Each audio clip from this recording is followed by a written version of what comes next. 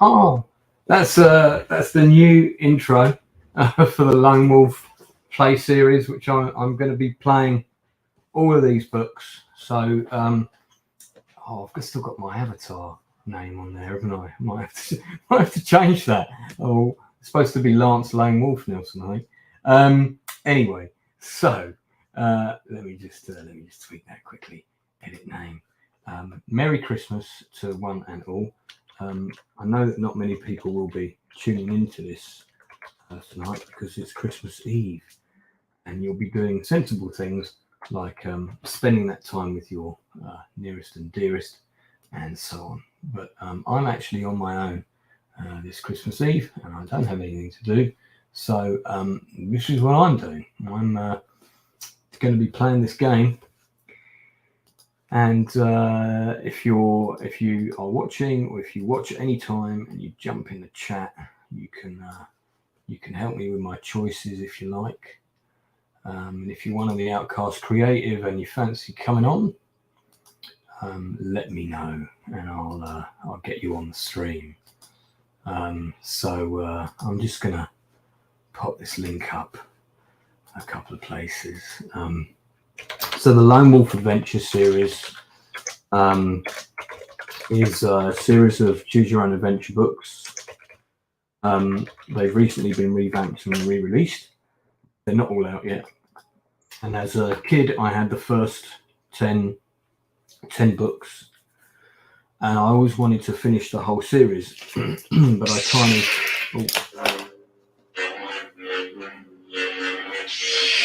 I think I need to turn off my notifications here. This is all very amusing. Anyone would think this is very ad hoc and not properly prepared. So, so I'm going to be continuing my adventure with the book.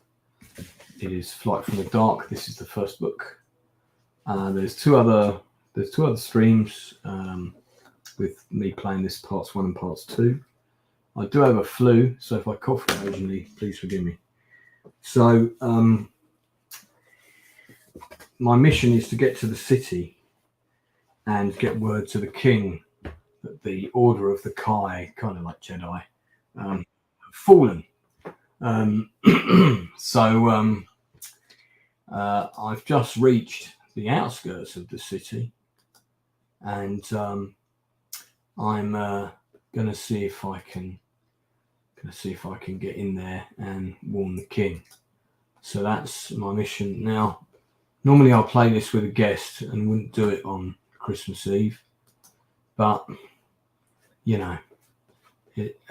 because things are as they are, I actually want to get this one finished so I can get on to the next book. So I'm going to try and complete this one tonight. That's going to be my Christmas Eve present. And it's time to demolish my actual present, which is the Lego spaceship, the Galaxy Explorer, which I bought for myself. Still haven't opened it yet. I'm going to build that. That's my Christmas present to myself. Okay, so, all right, let's do this. So it's all kicking off on Twitter. I'm just trying to do a tweet here just to say I'm live, but pretty sure no one's going to see it. Oh man, that's not coming out right, is it? Never mind. Okay, here we go. So let's have a sip of my hot honey, lemon and ginger. Oh, very nice. All right, so here we go. So between the perimeter defences and the high stone walls of the capital, there's a wide area of cleared land known as the Holmgard Pale, filled with dilapidated hovels, shanty dwellings. So this is where the low class live. The broad highway leads to the main city gatehouse. It's choked with human traffic, and with each passing hour it gets worse. There's various members of the garrison trying to keep the passageway open, basically so people can flee into the city from the oncoming war. Takes me and a young officer nearly an hour across the Holmgard Plain and reach the city gatehouse. A ride of less than 2 miles, so okay. As you finally approach the grand arch of the gatehouse barbican, you stare in awe at the magnificent walls. I need to look up them, don't I? Because I'm going to be seeing the downs on my head. You stare in awe, okay? That's me staring in awe. Waved on by the hard-pressed gatehouse guards, you pass through the archway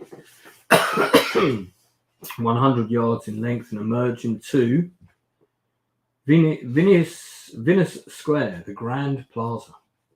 Okay, famed for its flagstones of pink marble, usually serves as the marketplace for the city. A lot of world building going on in these books, like a lot of nice little details that really help you visualize the world, and I always really like that.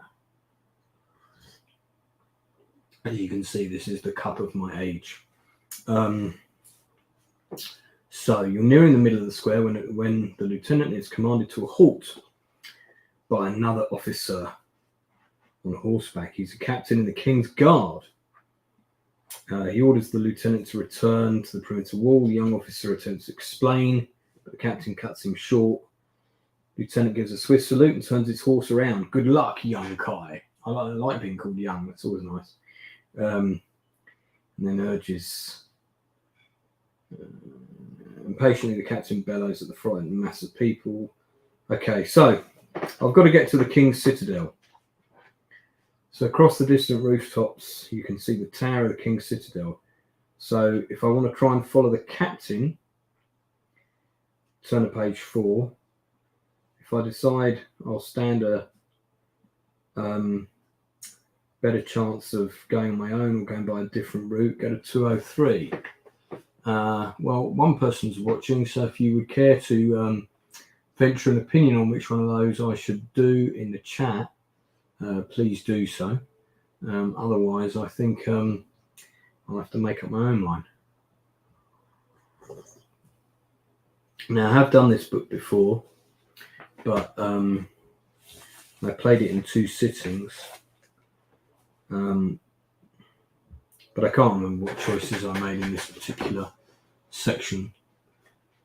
So I think I'm going to follow the captain, because I suspect before I probably would have tried to make my own way.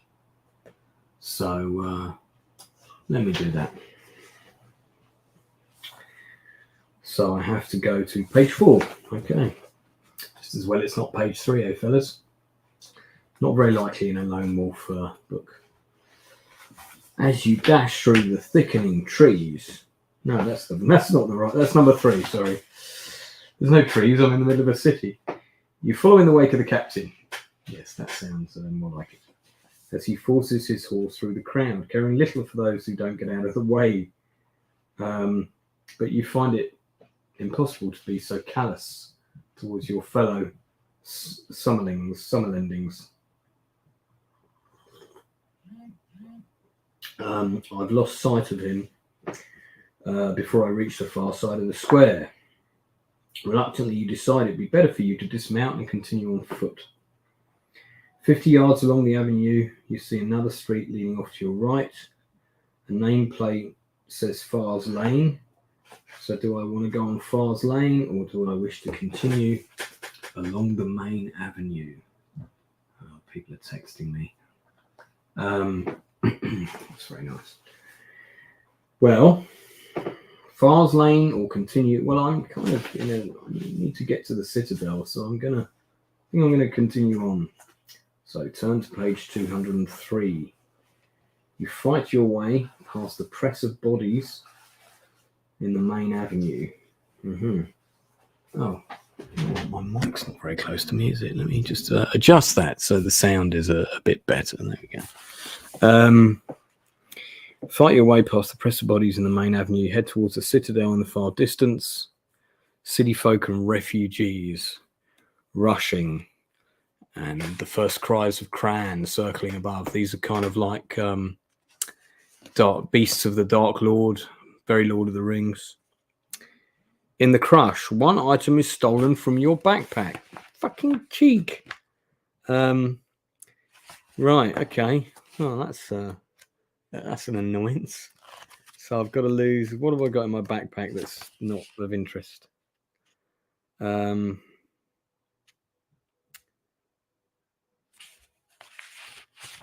I'm not going to lose the Crystal Star pendant.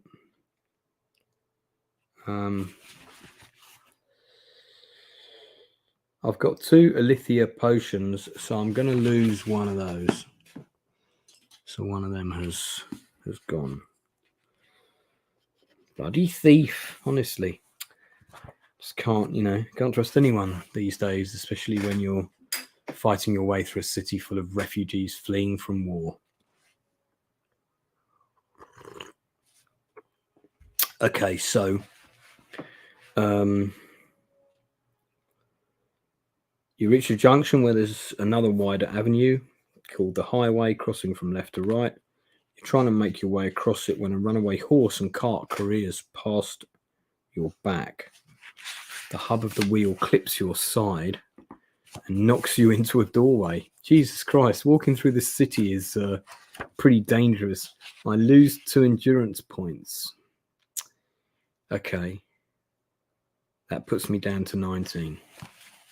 Because I know I've fully healed. As you stagger to your feet, a door bursts open and a decrepit old man appears, brandishing a rusty meat cleaver. I warned you to get away from my shop. I warned you. Don't say I didn't warn you. Okay, so I'm now being attacked by a man with a meat cleaver. This is fun. Thank you for tuning in. I can see there's another person watching. If you want to help me make any of the decisions while I'm working my way through this adventure, then shout out when I have a decision to make. I'm only about 15 seconds ahead of you. So, okay. So he takes a swing at my head. You only just pull away in time to avoid losing the end of your nose. Well, that's, I quite need my nose. So the man has been driven mad with fear and is now beyond reason. The maniac look in his eyes tells you he is determined to kill you. If you choose to fight this madman, turn to 89. If you wish to try and evade the fight, turn to 324. So fight or evade. This guy is a citizen of the city, and it's already been established that I care about them because I didn't want to trample people underfoot with my horse. So my gut with my character is that I am going to evade unless I get a message in chat that says different.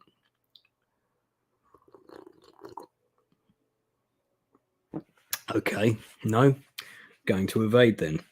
324. So 324. You hurry from the shop and follow the avenue. Oh, right. So, I just succeed. No die roll required. Until it becomes so congested you can't progress any further. You're forced to backtrack several yards and turn into a narrow alleyway in the hope that it will lead to a clearer street. The houses that line this dingy passage are small and badly maintained. Must be Tottenham. The overhangs of their tiled roofs keep their doorways forever in the shadows. And by the way, I live near Tottenham, so, that's just a joke. Tottenham's up and coming now. It's the place to buy right now. At the very end of this alleyway is a green door.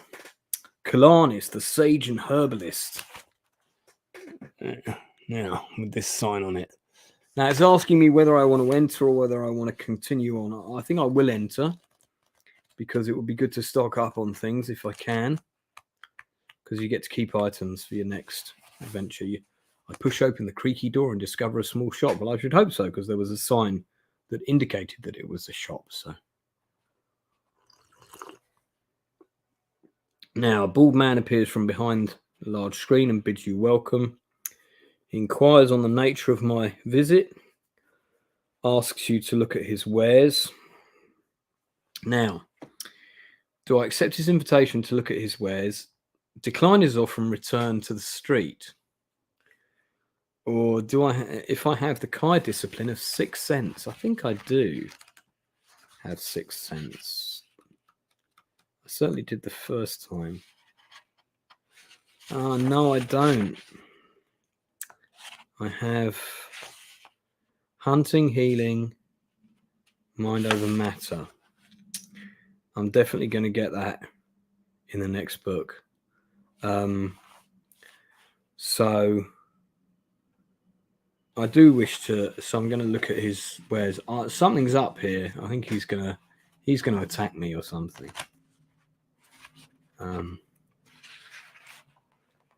The man introduces himself as Kalanis, the herbalist. Oh, okay. Well, maybe not.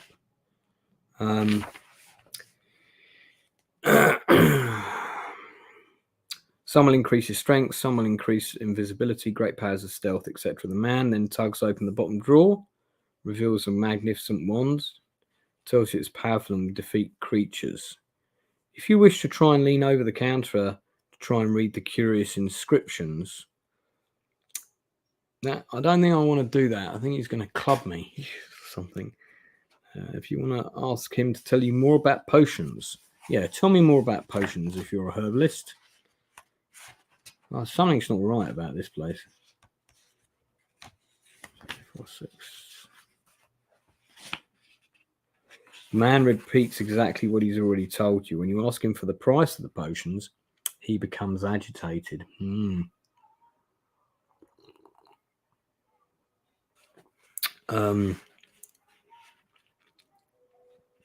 Then suddenly the screen comes crashing down and a young man leaps on your back. He has a long curved dagger in his hand. He's on you in an instant. You must fight for your life to survive this maniacal attack. He's called Vort the Psychopath. Combat skill of 13, endurance of 11. If you win this combat in 3 rounds or less, go to 133. Well, I'll tell you now, I am going to win because I've got +2 for my shield, +2 for my sword, and then skill, and then a sword with a +1 magical ability. My combat skill is 18, so that's a difference of 5. But with my +5, it's a difference of 10. So you look up this on the chart at the back to see the combat ratio, which is on the chart here. There you go. See that?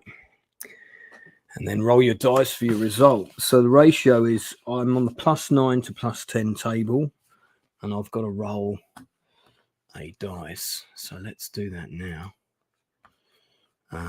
Just going to get my dice app here, just separate it from everything else.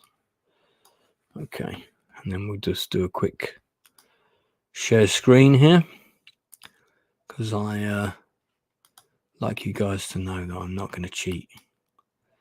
All right, okay, so I've got to roll a dice 10, D10. So D10 is this one. No, not D6 plus D10. Here we go, throw.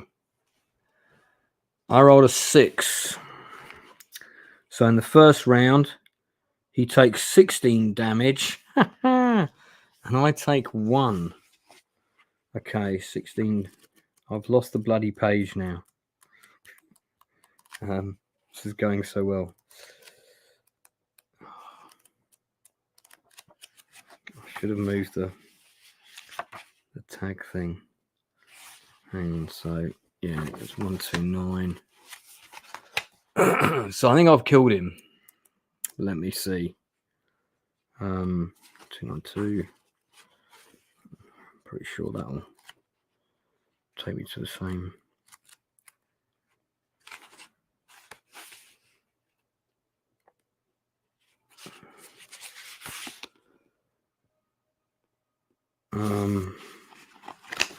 Okay, so just try to get back to where the page where I lost. 3, 4, 6. That was it. 3, 4, 6. Right. Okay. So I should write these down, shouldn't I? I did that last time. 3, 4, 6. There he is. Okay. So he had endurance of 17. So he's not dead yet. So we're going to go another round. Oh, he's dead now. He's dead now. And I lost, I think, 2 points in that. Yeah.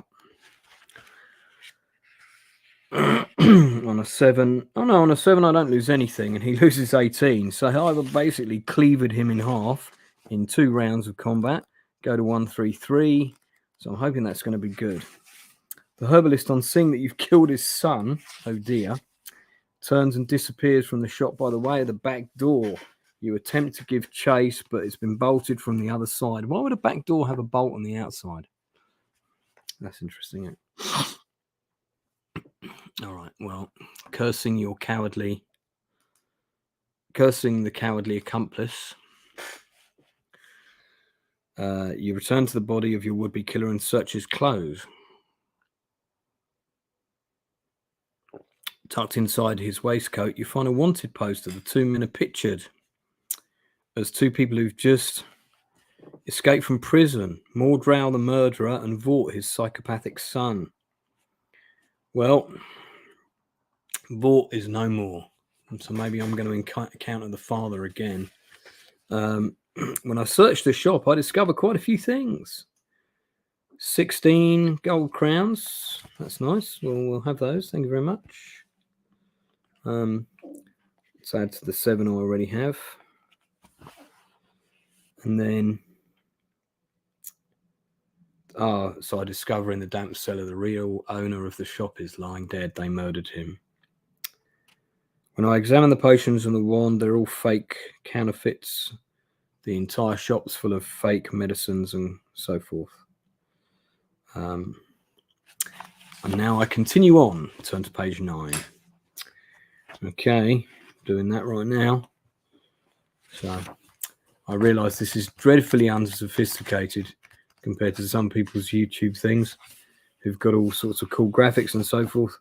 But I am determined to make my way to the end of this adventure. So that's a nice picture, isn't it? That's what I can see now. So that's the citadel where I've got to get to, and I'm on section 9. Okay, for what seems like the eternity, the crush on the crowd carries you along like a leaf in a stream. I get on the roof, so that's how I get that view. Okay. I'm sorry, I'm skipping some of the dialogue here because I'm a bit throaty. Traverse the rooftops, leap over several narrow streets without too much difficulty. So this was the way to go. But the jump to the next row is much further than anything you've experienced before. So I decide to make a determined jump. If your current score endurance is 10 or higher, add 1 to the number. It is. My current endurance level is 17. I'm actually going to do some healing in a bit, but anyway. So I'm going to throw a D10 with a +1. It's a 6. Turn to page 34 if it's 4 or more.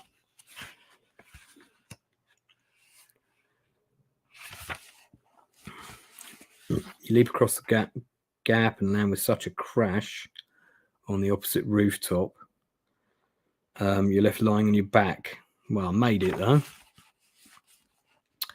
When your senses do return, you jump up and punch the air with joy, elated by your skill and daring.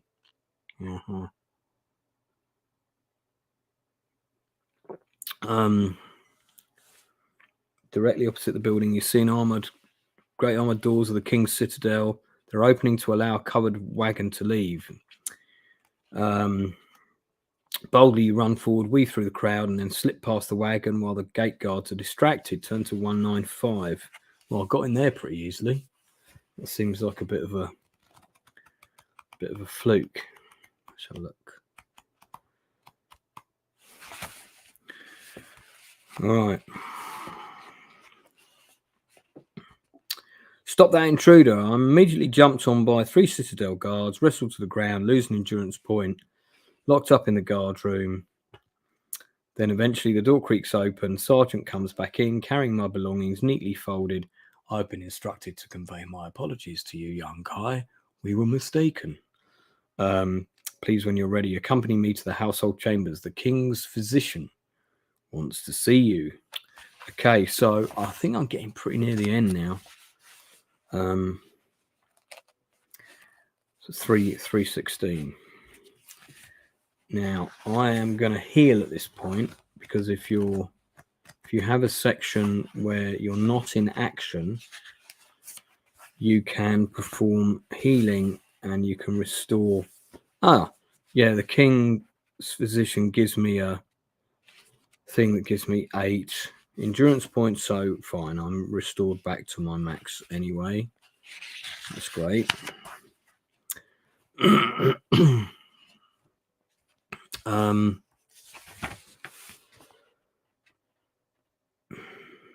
I assume you've been sent here by the Grand Master. The fighting continue. Okay, so so I'm basically told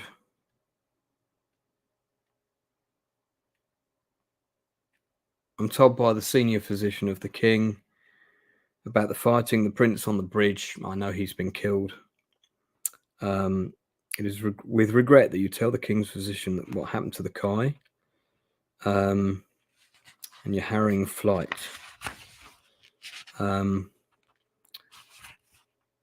He shakes his head and tries to say something, but is rendered speechless. Trembling with shock, he reaches into the pocket of his robe and removes a silver disc. Engraved upon its surface is an image of a goddess, Isha. If you possess the Vordak gem, do I? I don't think I do.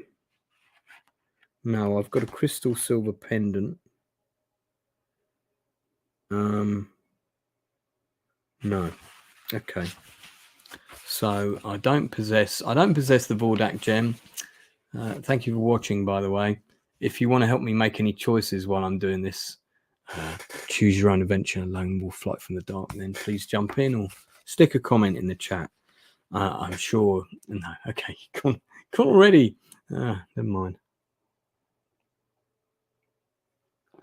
All right, so for that gem, I don't possess it, so I'm going to page 200. See what happens there.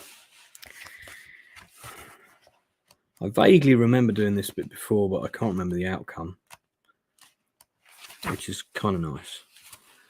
Okay, well, nothing's happened. The physician escorts you to the chamber of state,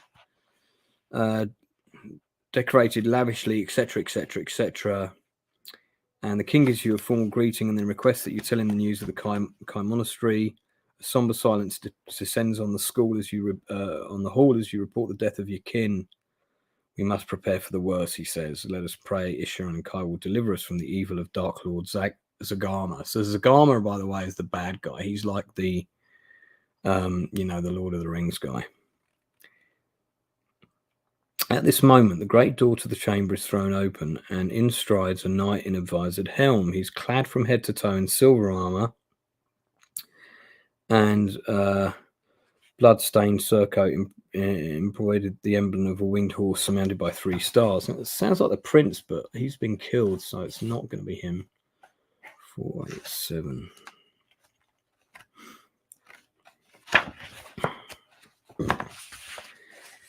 Pelethar, exclaims Kinona, I did not expect you to see you so soon. Have you completed your mission?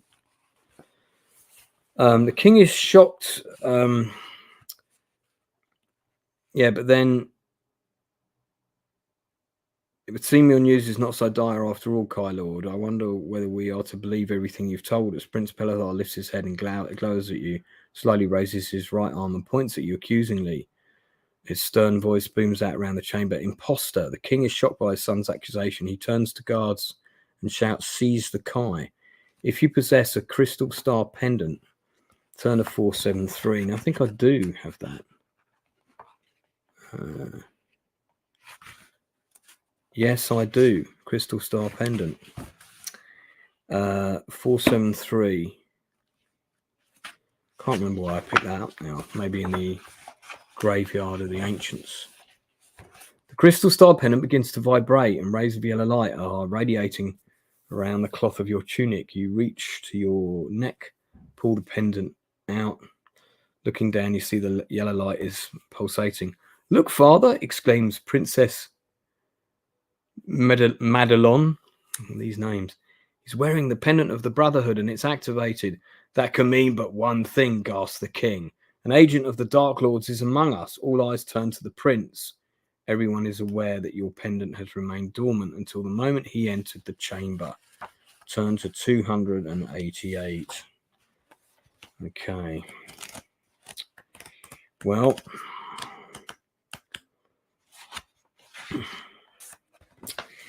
Prince bellows with rage and a terrible transformation takes place before everyone's disbelieving eyes.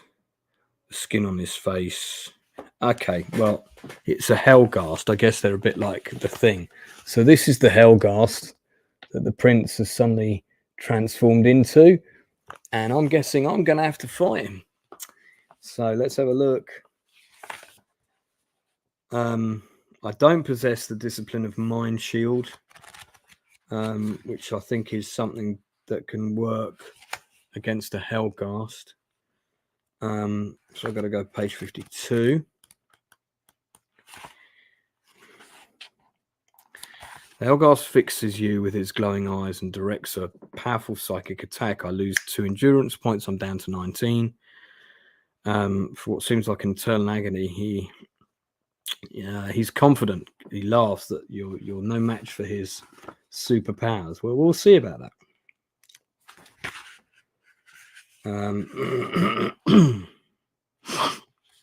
The princess runs to her father, and they've now retreated and taken cover from behind the throne. Desperate Chancellor Gowden makes a desperate attempt to reach the main door in the hope that he can summon the guards. He's less than 10 paces from the door when the Hellghast unsheaths a dagger with a fiery blade, and he tosses it casually through the air. It reaches the top arc and then changes direction, strikes him in the neck, and his body is dead before he hits the marble floor. So this is the flamed dagger that he's just killed him with. That's kind of cool. Turn to page 13 or number 13. Okay, so go to 13 now. Go to 13. The Hellghast turns towards King Ulnar and Princess Madelon and makes them a chilling offer. Give me the Kai and your lives shall be spared. Now, if you wish to give yourself up for the lives of the king and the princess, turn to 523. If you choose to denounce the Hellghast offer as nothing more than a cruel deception, as it's a supernatural creature that's incapable of showing mercy to any human, turn to page 138. I'm going to go with that, I think. Because it's just going to... I bet if I did... I mean, I'm curious. So that's the choice I'm going with. Let's see what it says. I bet it says, your journey ends here.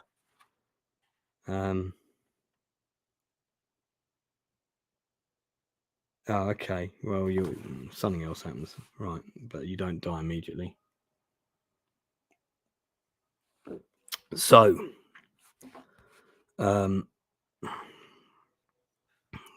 King Ulnar wholeheartedly agrees with your sentiments. You take us for cowardly fools to think we would ever believe the word of one of Zagana's foul minions. He reaches to the left armrest of his throne, flips open a hidden panel, relieves a small lever. The Hellghast reacts by striding towards the closed door, drawing its heavy bolt shut. The creature has its back to you, and instinctively you seize your chance. Fixed to the wall of the chamber are 2 hunting crossbows and a quarrel full of bolts. You snatch one of the bows from its mounting, pull back the steel, and take aim. If you possess the Kai discipline of weapon skill with any weapon, you can add 1 to the number you've chosen. Okay, so this is a die roll, and I do have a weapon skill, so I can add 1. So let's do the die roll. You know, this is very slow and ponderous, but somebody will look back at this on one day and enjoy my nonsensical musings. Okay, so I rolled a 6, which is a 7. Turn to 106. God, this is quite a mission to get into a fight with this guy. It pierces his skeletal hand on the door, and he's trying to wrench himself free. So I basically stuck his hand on the door. If you wish to unsheath your weapon and attack while he's pinned to the door, turn to 100. If you decide to reload the crossbow and fire again, no, I'm going to attack straight away. Because you're halfway across the chamber when the Helghast tears its hand free. The creature utters a chilling laugh, spins on its heel, and hurls the bolt back to you with tremendous force. Instinctively, you raise your weapon and try to deflect this deadly bolt away. If the weapon you're wielding is either a quarterstaff or a dagger, turn to 476. If it's any other type of weapon, turn to 325. Okay, this guy's pretty... I haven't even got into the actual fight with him yet. The bolt ricochets off your weapon with a dull clang. Thank for that. Your swift reactions have saved you from a fatal wounding. So I think that would have killed me. I think that would have killed me if I hadn't have got a bladed weapon there. So now turn to page 250. Oh my god, I'm still not in the battle yet. So it advances towards me with murderous supernatural eyes. The princess and the king, they escape out the back door.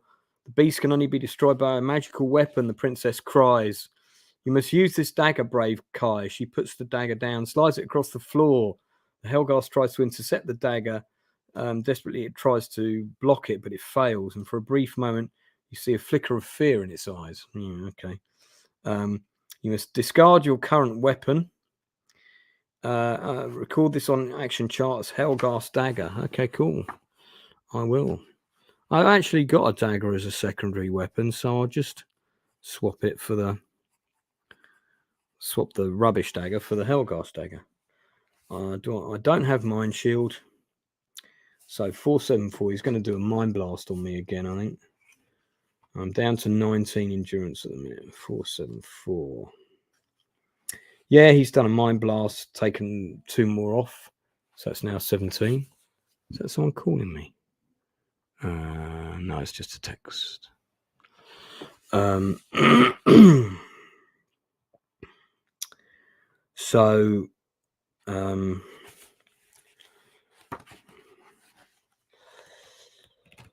yeah, so I've got my phone on silent. Right, yeah, so now turn to page 94. Now I think we're going to be in the fight. Fuck me, finally. Here we go. Okay. Scarlet Dagger feels hot in your hand as you duck below the Helghast's initial sword swipe. Agility is your only combat advantage against this fearsome foe. Combat skill of 22 and endurance of 30. Well, the Helghast Dagger is a sorcerer's weapon which allows you to add 2 points to your combat skill. The creature's immune to Mind Blast. So, I'll have +2, like, for my... for this weapon, which is good. That puts my combat skill at 20, and I have +2 for my shield. Oh man, so that means we're at equal odds, and I've got to I could get killed here. I could get killed. Okay. Shit. All right, well, I need to roll high. First round of combat. Here we go. I need a 10. I need a 10 right now. That was nearly a 10. Fuck's sake. If I die right at the end of the book, that's going to be so bad. So, right, 1-1. Okay, so he's taken 6 damage, so he's down to 24. And I've taken 3, so I'm down to 14. You want to say? That sounds very low. Let me just double check. Yeah, because I was at maximum points when I came in here. I took a Mind Blast. Oh, my maximum endurance is 22, so I was a little bit wrong there. So I went from 22 to 20, and then he hit me with a Mind Blast again, and I went to 18. And now he's injured me again with 3 points, so now I'm down to 15. Okay, I really need to roll high on this one. Second round of combat. No, not 2d10, thank you.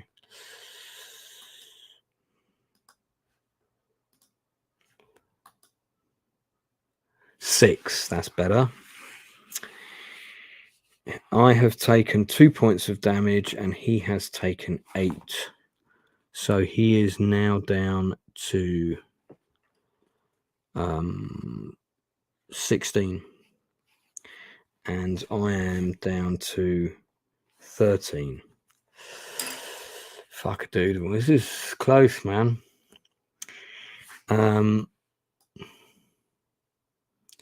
Oh, no. Rolled a 1. I'm just wondering if there's anything. I don't think you can drink lamp-spurs during combat. So, can you do healing? No, you can't do healing during combat. So there's nothing I can do. So, okay, I've rolled a 1. So he's lost another 3. He's down to 13. And I'm down to 8. Shit. This is bad, man. I could die next turn. Okay, another round of combat. 3. I'm down to 5. He's down to 7. I was nearly a 10. But 8 is good. I'll take 8. That's good. I don't take any damage. He takes 10. He's dead. Thank God for that. If you win this desperate fight for the death, turn to page 550. Yeah, so guys, this is the end of the book. This is the end. So you plunge the scarlet dagger into the creature's skull. I'm going to read all of this out, but I think I'll call it a night because I don't want to cough too much. With your final fatal blow, with a ghastly shriek. Let me get rid of this thing.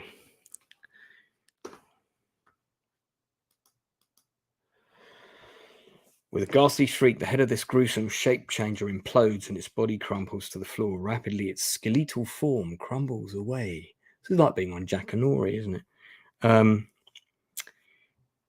Until all that's left of the Helghast dagger is a heap of fine dust encased within Prince Pelithar's silver armor. Oh, I must now remove the dagger. So I'm back to having a normal dagger again. King Ulnar and Princess Madeline come rushing across the chamber to hug and praise you. I'll take those in either order that they come. Thank you very much. You have fought with great courage and skill like a true Kai. And by your actions, you saved both the king and the princess. You have not told us your name, brave Kai, says Princess Madeline. I'm going to call her Princess Melon, with tears of relief and joy in her sparkling blue eyes. I sense a potential romantic plotline here in the future.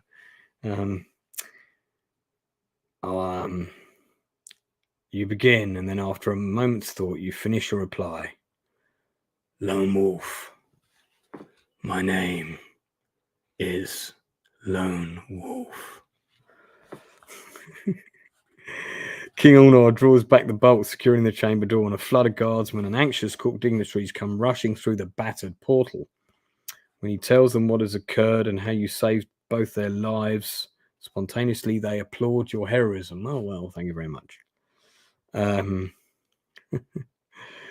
With a broad smile on his face, King Ulnar approaches you and takes your right hand in his. Lone Wolf, you have selfless courage, the quality of a true Kai. Your journey here has been one of great peril, and although the news you imparted us was a grievous blow, the spirit of your determination is like a beacon of hope to us all in this darkest of hours. You have brought great honor upon yourself and the memory of your masters, and for that we praise you. You received the praise and heartfelt thanks of the king's household, a rare honor that brings a flush of redness to your young face. I wish it did bring a flush of redness to my young face, but I think it brings vaguely a rush of anything to my old white face. You have done all that Summerland could ever wish of your loyal soldier, but she is greatly in need of you still. Dark Lord Zagana has invaded us with fearful strength, and his ambition knows no bounds. Our only hope lies with Duranor, and with the weapon that once defeated the Dark Lords an age ago. Lone Wolf, you are now the last of the Kai. Only you possess the skills that can save us. I must ask you to journey to Duranor and return with the Summer Sword. I think it should really be called Summer Sword, but it's called Summer Sword. The Sword of the Sun, I guess that's the language. Only with the gift of the gods may we crush the accursed evil of Zagana and save our blessed land. If you agree to King Olnar's request and wish to retrieve the fabled Summer Sword of the land of Duranor, this perilous quest awaits you in the next Lone Wolf adventure of Fire on the Water. If you don't agree, you can marry the princess and live happily ever after while somebody else fights your battles for you. Now, that option is not actually listed, although I'm sure he's probably thinking about it. So that is the first book completed. So Duranor, if I get the map, and could have shared this actually because I've got it electronically, but anyway. So the Kingdom of Duranor and the capital is over the sea there, see? And where I've got to is the capital of this place over here. And I've got to get to the capital of this place. I think it's called Holmgard over there. And the easiest way is to cross through the sea. But I've always wondered whether you can also go via the land in that book. Because I've only ever gone by the sea. I wonder if there is a way of going by the land. So when I embark on that, on Fire on the Water, which I already have the new edition of, it's sitting on my shelf. Fire